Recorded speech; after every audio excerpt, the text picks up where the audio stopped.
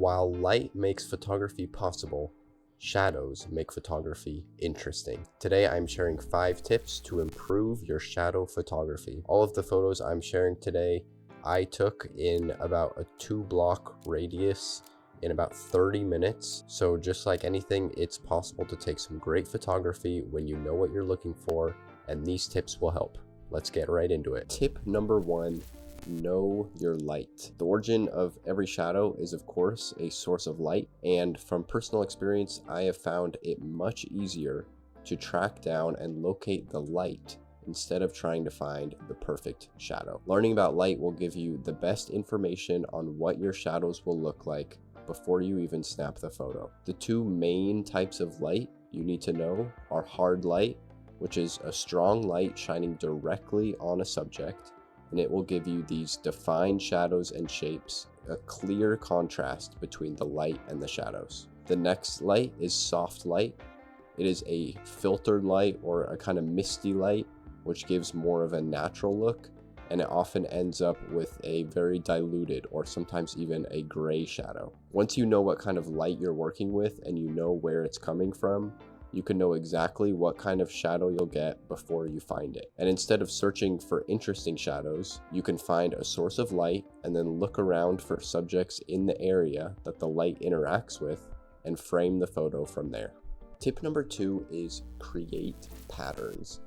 A lot of amateur shadow photography will have this dark shape in the photo, but it'll just sort of be this blob.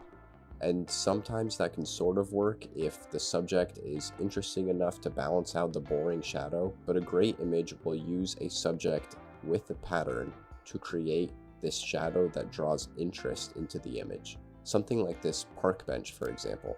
On its own, the subject doesn't provide too much depth and is a pretty boring photo, but because of the lighting from above, we've added a shadow below it, and this really brings out this pattern to create this interesting, more dynamic image. Tip number 3 is use black and white. Black is the absence of all color, and so when you're taking photo of shadows, it can be hard to incorporate color into the image. And sometimes when color is very minimal in the photo, there's not much you'll lose by switching to black and white format. And there's a lot to gain from it as well. Things like a much simpler image. Nothing is able to hide behind the color or extra saturation some people bump into it.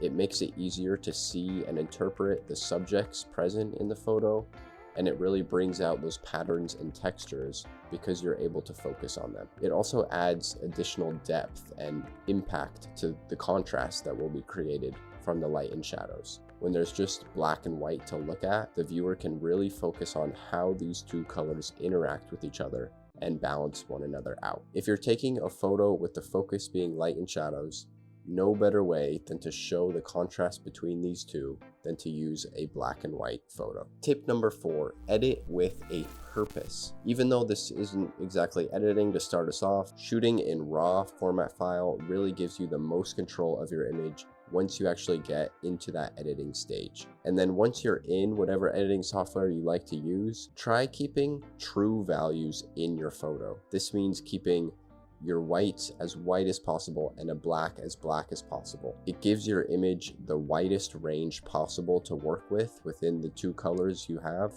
and it allows for the most contrast between the lights and the shadows. Another big thing that I actually just learned recently is don't ignore the color levels option. I used to think that once you press the black and white button, you can control the contrast, the highlights, the shadows a little bit, but that was pretty much the limitations on what you could do to the photo. But even though there's no color present in the current image, you can still adjust the color levels to change the midtones, highlights, or shadows. Whatever those colors impacted the photo before it transferred to black and white, you can still adjust those. Okay, and the last tip here, add some mystery. Shadows are possibly the best way to add suspicion or mystery to your photos.